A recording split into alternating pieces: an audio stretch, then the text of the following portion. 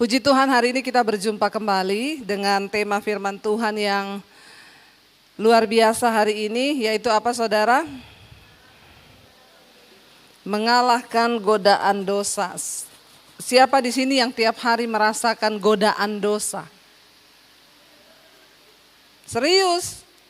Ya, kalau enggak merasakan, ya kita ganti tema khotbahnya. Siapa yang merasakan godaan dosa? Yang masih merasakan berarti manusia. Yang tidak merasakan boleh pulang. Berarti Anda malaikat. Setiap hari kita bergumul dengan yang namanya godaan dosa. Dalam pikiran, dalam hati, dalam perkataan, dalam perbuatan, selalu setiap hari kita ini tergoda untuk berbuat dosa. Rasul Paulus berkata begini, aku benci kepada tubuh celakaku ini. Karena setiap kali aku ingin melakukan yang baik, yang jahat yang aku buat. Kalau kita mencerna perkataan ini bukan keluar dari seorang pelacur. Bukan keluar dari seorang preman. Bukan keluar dari seorang pembunuh, tapi dari seorang rasul. Dia bilang apa? Aku benci tubuh celakaku ini. Karena setiap aku ingin melakukan yang baik, ya pasti yang jahatlah yang aku buat. Di dalam diri kita ini ada yang namanya tubuh dosa. Ya, manusia itu terdiri dari 3 kan, tubuh, jiwa, dan roh. Roh itu dari Allah dan roh itu baik selalu maunya. Makanya firman Tuhan berkata buah roh itu ialah kasih, sukacita, damai sejahtera, kebaikan, kesabaran, semua yang baik. Tapi dalam tubuh kita juga ada yang namanya daging, yaitu tubuh manusiawi. Daging ini isinya dosa, berlawanan dengan keinginan roh. Kalau keinginan roh adalah kasih, maka keinginan daging adalah benci. Kalau keinginan roh adalah buah roh ialah kasih, sukacita, maka keinginan daging adalah marah-marah. Semua kebalikannya. Kasih, sukacita, kesabaran, ya. Kalau buah rohnya kesabaran, maka dagingnya adalah enggak sabar. Kemurahan, maka daging adalah enggak murah hati, pelit. Jadi saudara bisa bayangkan hidup kita ini setiap hari ada di dalam 2 pertentangan dan itu enggak bisa hilang. Sekalipun dia pendeta sekali berapa, dia tetap punya daging dan juga tetap punya roh. Nah, persoalannya sekarang adalah setiap hari yang menang dalam kehidupan saudara itu yang mana? Ya, coba. Kalau kita terpancing untuk kepahitan, ya ada suara yang bilang, itu orang memang kebangetan. Ya, mulai sekarang gak usah tegur-tegur dia. Lalu di dalam hati kita yang paling dalam ada suara yang bilang, jangan. Firman Tuhan berkata, kamu harus mengampuni. Setiap hari terjadi pertentangan dalam batin kita, yang mana yang menang saudara? Nah, itu akan menentukan kita itu bisa mengalahkan dosa atau tidak. Mari kita baca bersama dulu 1 Yohanes pasal yang ketiga. 1 Yohanes pasal yang ketiga, hari-hari ini dunia tambah panas ya saudara. Nerakanya mulai bocor. Makanya harus banyak-banyak bertobat. Panas sekali ini sekarang. 1 Yohanes pasal yang ketiga yang pertama kita baca sama-sama secara bergantian. Saya ayat 1, saudara ayat 2. Lihatlah betapa besarnya kasih yang dikaruniakan Bapa kepada kita sehingga kita disebut anak-anak Allah. Dan memang kita adalah anak-anak Allah karena dunia tidak mengenal kita sebab dunia tidak mengenal Dia. 2. Sekarang kita adalah anak-anak Allah, tetapi belum nyata apa keadaan kita kelak. Akan tetapi kita tahu bahwa apabila Kristus menyatakan dirinya, kita akan menjadi sama seperti Dia, sebab kita akan melihat Dia dalam keadaannya yang... Ayat 2 ini berkata begini, saudaraku yang kekasih, sekarang kita adalah anak-anak Allah. Siapa yang percaya sekarang kita adalah anak Allah? Lambaikan tangan. Tetapi dikatakan di sana begini, belum titik ya. Tetapi belum nyata apa keadaan kita kelak. Karena kita masih harus menghadapi perjuangan hidup. Kita yakin hari ini kita anak Allah. Tapi belum nyata keadaan kita kelak itu seperti apa, ya. Akan tetapi kita tahu bahwa apabila Kristus Yesus menyatakan dirinya kelak, kita akan menjadi sama seperti Dia, sebab kita akan melihat Dia dalam keadaan yang sebenarnya. Ayat 3, setiap orang yang menaruh pengharapan itu kepadanya, apa di sana dikatakan? Menyucikan diri sama seperti Dia yang... Siapa yang mau sampai kelak Yesus datang kita tetap anak Allah. Kalau engkau menaruh pengharapan itu, tidak ada jalan lain. Alkitab berkata, sucikan dirimu. Amin. Harus menyucikan diri. Memang hari ini kita mengaku anak Allah, tapi belum nyata keadaan kita kelak. Karena ternyata di tengah jalan banyak orang gugur. Ada teman-teman kita yang dulu kita bilang, aduh dia hamba Tuhan ya. Saya mengenal ada seorang yang dulu dia hamba Tuhan. Kalau bahasa roh itu saudara sampai langit ke-7. Tapi di tengah perjalanan dia bercerai dengan istrinya dan akhirnya dia meninggal dalam keadaan, waktu dia meninggal tulisannya innalillahi wa inna ilaihi rojiun. Saudara mengerti maksud saya? Dulu dia anak Allah, tapi keadaannya kelak belum nyata. Kita semua hari ini mengaku kita anak Allah, tapi keadaan kita kelak belum nyata.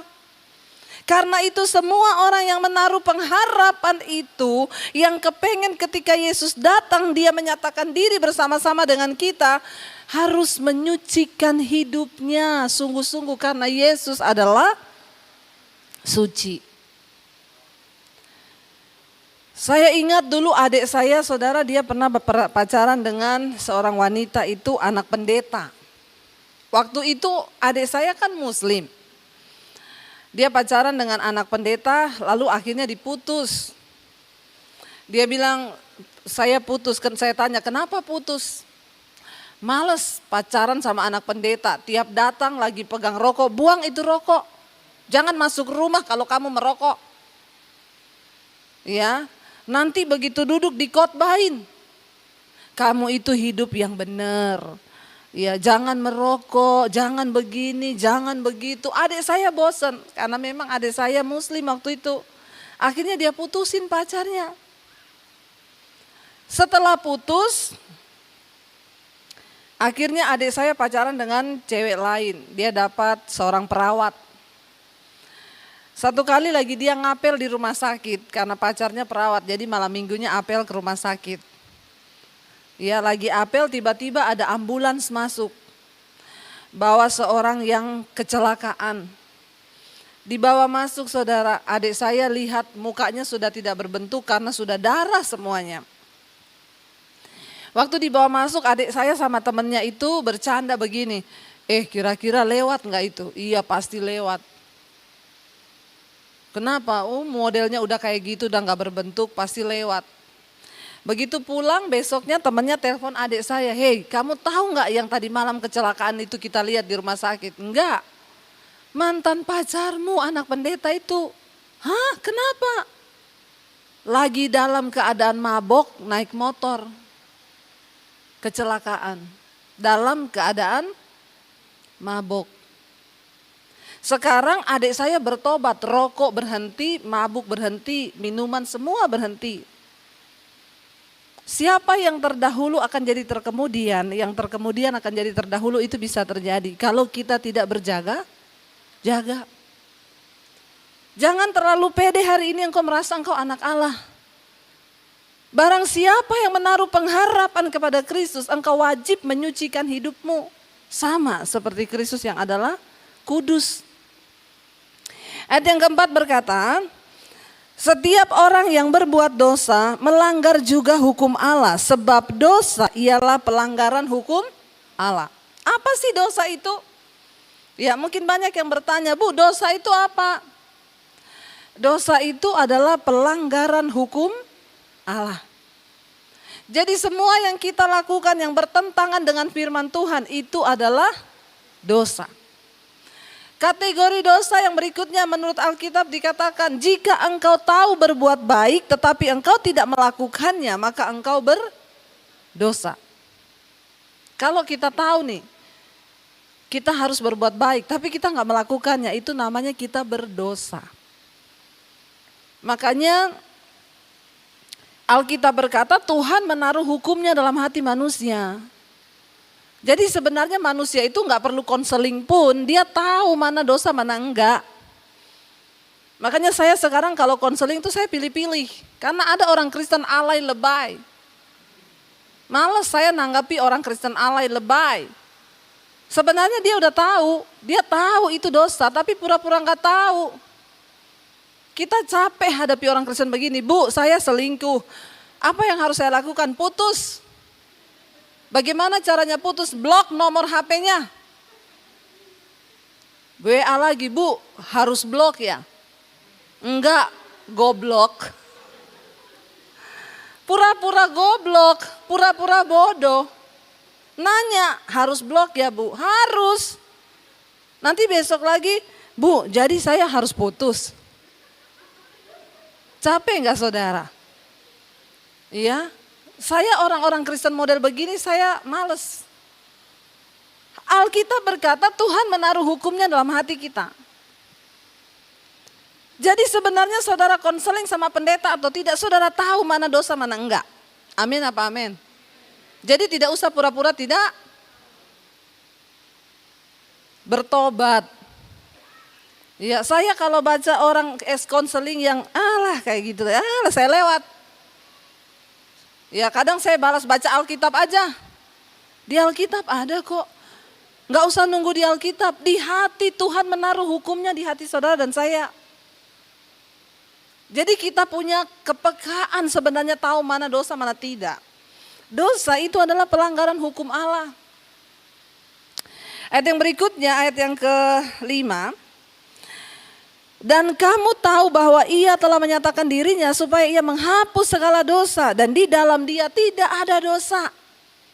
Yesus datang supaya dia menghapus setiap dosa saudara dan saya. Dan di dalam Yesus nggak ada dosa. Orang yang hidup melekat dengan Yesus kayaknya tidak punya kesempatan untuk mikir dosa, amin.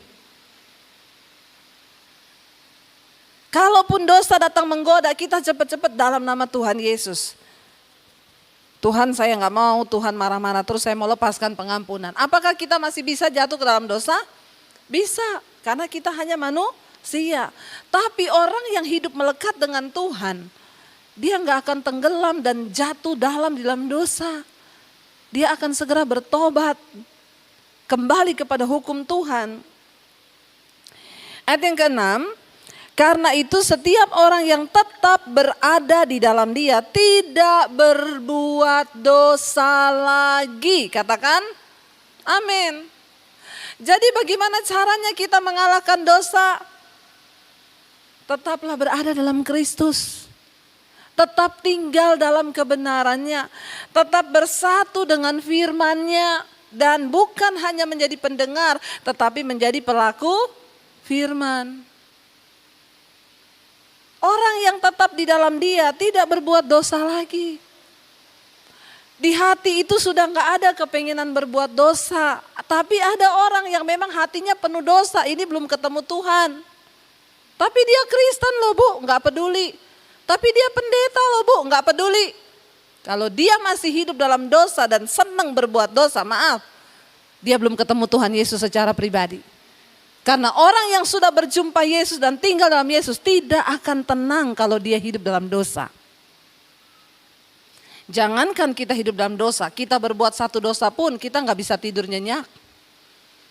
Kita marah sama orang, marah semarah-marahnya, begitu mau tidur Tuhan berbicara, beresin hatimu. Ampuni aku Tuhan, dan aku juga mengampuni dia Bapa, dalam nama Yesus, berkati dia Tuhan, dalam nama Yesus. Selesai. Itu yang dimaksud orang yang tinggal dalam Kristus. Kita dikuasai oleh kebenaran dan dosa tidak lagi berkuasa atas kita. Ayat yang berikutnya, ayat yang ke-7, anak-anakku janganlah membiarkan seorang pun menyesatkan kamu. Barang siapa yang berbuat kebenaran adalah benar, sama seperti Kristus adalah benar. Ayat 8, barang siapa yang tetap berbuat dosa berasal dari, ayo, orang yang terus berbuat dosa berasal dari siapa? Biasa aja ngomong iblisnya, nggak usah sambil melotot. Dengan kata lain, orang yang terus berbuat dosa itu berasal dari setan, berasal dari iblis. Tapi dia bahasa rohnya kenceng, nggak peduli. Mau saudara bahasa roh kenceng, kalau saudara terus hidup dalam dosa, engkau bukan berasal dari Allah, engkau dari setan, kata firman Tuhan. Bukan kata saya loh, ini kata firman Tuhan loh. Justru saya takut jangan-jangan setan lebih rohani dari kita. Alkitab berkata engkau percaya hanya ada satu Allah saja, setan juga percaya akan hal itu. Dan setan gemetar kepada nama Allah itu. Jadi kalau level imanmu hanya sampai dipercaya, maaf, imanmu dengan imannya setan satu level. Apa yang membedakan kita dengan setan? Setan percaya kepada Allah, kita juga percaya. Setan gemetar kepada Allah, kita juga gemetar kepada Allah, takut akan Allah. Tetapi saudara, yang membedakan kita dengan setan, kita melakukan firman dan kebenaran. Setan tidak mungkin melakukan firman. Makanya ayat ini berkata, orang yang tetap hidup di dalam dosa, orang yang tetap berbuat dosa, dia bukan berasal dari Allah tetapi dari iblis. Ini keras loh ayat ini saudara. Ya, barang siapa yang tetap berbuat dosa berasal dari iblis, sebab iblis berbuat dosa dari mulanya. Untuk inilah anak Allah menyatakan dirinya, yaitu supaya ia membinasakan perbuatan-perbuatan iblis itu. Kenapa Yesus datang? Supaya perbuatan iblis dibinasakan. Jadi kita yang adalah anak Allah, mari kita binasakan semua perbuatan setan dalam hidup kita, yaitu dengan tidak lagi berbuat dosa. Ayat yang berikutnya, ayat yang ke-9. Setiap orang yang lahir dari Allah tidak berbuat dosa lagi, sebab benih ilahi tetap ada di dalam dia, dan ia tidak dapat berbuat dosa karena ia lahir dari Allah. Orang yang dari Allah, orang yang berasal dari Allah, kita yang adalah anak-anak Allah, kita punya benih ilahi dalam diri kita. Kita sudah diberi kodrat ilahi, benih ilahi yang ada dalam kita itu tidak akan sanggup lagi untuk berbuat dosa. Sekalipun mungkin kita masih bisa jatuh untuk berdosa, kita masih marah, tapi kita nggak akan sanggup untuk tinggal lama-lama dalam dosa itu. Kita akan cepat dengan mudah minta maaf, kita akan dengan cepat mudah memaafkan. Tapi orang yang hidup dalam kepahitan dan kekecewaan, engkau bukan dari Tuhan, engkau dari setan. Mari kita berdoa saudara. Lepaskan pengampunan, belajar untuk mengasihi sesakit apapun. Tuhan melatih kita. Kenapa? Karena di dalam diri kita itu ada benih ilahi. Benih ilahi itu yang tidak akan tahan untuk membiarkan kita berbuat dosa. Ayat yang ke-10, inilah tandanya anak-anak Allah dan anak-anak iblis.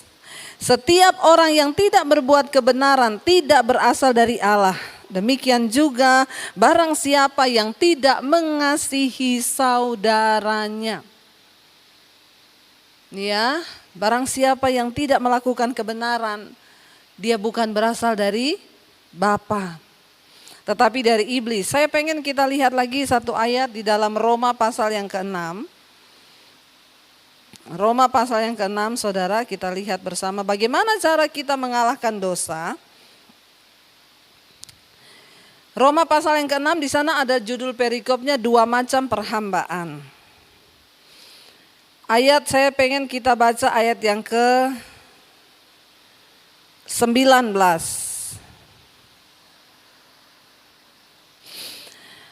Roma 6 ayat 19, aku mengatakan hal ini secara manusia karena kelemahan kamu.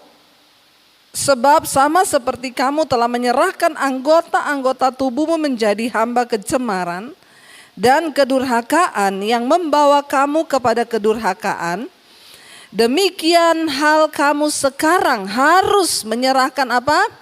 Anggota-anggota tubuhmu menjadi hamba kebenaran yang membawa kamu kepada pengudusan. Bagaimana cara kita untuk bisa mengalahkan segala godaan dosa? Dulu kita menyerahkan anggota tubuh kita kepada kecemaran, kepada iblis untuk melakukan semua dosa. Tetapi sekarang setelah engkau mengenal Allah, serahkanlah anggota-anggota tubuhmu kepada Allah untuk menjadi senjata kebenaran yang membawa kamu kepada kekudusan. Apa yang harus kita serahkan? Anggota tubuh. Apa anggota tubuh? Pertama, mata. Untuk apa engkau pakai matamu? Setiap hari apa yang kita lihat? Atau apakah kita lihat film porno? Apa yang kita tonton setiap hari? Apakah kita hanya nonton drama Korea? Buat apa engkau pergunakan matamu? Yesus berkata mata adalah pelita tubuh, jika matamu gelap maka gelap seluruh tubuhmu. Serahkan mata kita untuk menjadi alatnya Tuhan. Pakai matamu untuk menonton sesuatu yang baik, untuk membaca Alkitab. Amin saudara. Apalagi yang harus engkau serahkan anggota-anggota tubuhmu? Mulut. Mari kita serahkan mulut kita untuk dipakai sebagai orang-orang yang menyampaikan kebenaran. Bukan fitnah, bukan gosip, bukan dusta. Tapi menyampaikan kebenaran. Jangan suka fitnah, jangan suka dusta, jangan suka gosip. Ya, mari kita belajar mulut ini dipakai menjadi senjata kebenaran untuk menyampaikan firman. Mulai dari keluarga sendiri, ya. Lalu apa lagi anggota tubuh kita yang harus kita serahkan? Telinga, pendengaran kita. Jangan suka dengar hal-hal yang tidak rohani, yang dapat menumpulkan iman kita, bahkan membuat kita jatuh. Mari belajar menyerahkan pendengaran kita kepada Tuhan untuk mendengarkan firman Tuhan. Dengerin khotbah, dengerin ya. Saya tuh kemarin ketemu dengan seorang ibu di Solo, dia pendengar mesbah doa, dan kemarin saya di Solo dia pengen ketemu karena anaknya kebetulan berulang tahun. Saya ketemu dengan mereka ini satu keluarga luar biasa, anaknya 3, yang 2 sekolah di Amerika, yang 1 juga sudah lulus, 1 kerja di Google, yang 1 ikut lomba Microsoft dan dapat juara, dan yang 1 lagi keterima di 11 universitas terbaik di Amerika. Namanya keluar masuk di majalah, di koran, liputan 6. Masih muda sekali dia sudah ambil S2 di salah satu universitas terbaik di Amerika. Saya tanya mamanya, Bu, bisa punya anak hebat-hebat kayak begini, dikasih makan apa Bu? Mamanya jawab, tiap hari dari kecil harus baca firman. Wow, Alkitab berkata firman Tuhan itu adalah takut akan Allah itu permulaan pengetahuan, dan mengenal yang Maha Kudus itulah pengetahuan, itulah didikan. Luar biasa saudara, waktu anak dari kecil sudah diserahkan matanya untuk membaca Alkitab, telinganya untuk mendengarkan khotbah dan didikan, maka masa depan mereka juga menjadi anak-anak yang baik. Ya, anak-anak kita itu membutuhkan teladan hidup dari orang tuanya. Tapi saya yakin kenapa anaknya bisa begitu? Karena orang tuanya juga begitu. Mari kita serahkan anggota-anggota tubuh kita untuk dipakai menjadi senjata-senjata kebenaran di dalam Tuhan. Supaya apa? Supaya kita ini bebas dan bisa mengalahkan segala keinginan dosa. Jadi yang pertama, tetap tinggal di dalam Tuhan. Di dalam firman-Nya, usahakan untuk terus dengar firman dalam hadirat-Nya. Saudara rindu terus berada dalam hadirat-Nya, tiap malam dengar mesbah doa. Amin. Ya, tinggal dalam hadirat-Nya supaya iman kita kuat. Jangan kasih kesempatan pada iblis. Apalagi hari-hari ini tiap hari saya terima WA, hati-hati, varian baru di India. Ya, udah kayak apa ini virus varian-varian baru. Ya, virus corona sudah bermutasi, saya balas. Mau dia bermutasi, bermutoso, pokoknya Tuhan kuasanya tidak pernah berubah. Ngapain kita diberitakan dengan hal-hal yang tiap hari yang kita dengar, ketakutan, ketakutan, ketakutan. Bagaimana iman mau tumbuh? Yang di-share yang virus India mati. Bukankah dari dulu juga orang sudah mati-mati, amin? Masih heboh dengan mati-mati. Yang penting sekarang bagaimana kita menjaga iman kita. Soal mati hidup itu di tangan Tuhan. Ya, balas aja kalau ada orang kirim, hati-hati loh, di India sekarang sudah bervarian, bermutasi, hati-hati. Saya selalu balas, mau dia bermutasi, mau dia bervarian, mau dia berapa, kuasa Tuhan tetap sama hari ini, besok, bahkan sampai selama-lamanya. Mari kita dengar yang baik, kita terima yang baik, kita hidupi yang baik. Jangan beri kesempatan pada iblis supaya engkau tidak kalah. Kalau imanmu sudah lemah, bagaimana engkau bisa menang terhadap dosa? Dengarkan firman Tuhan. Tetap tinggal dalam Kristus dan serahkan anggota tubuhmu untuk kepentingan kerajaan Allah.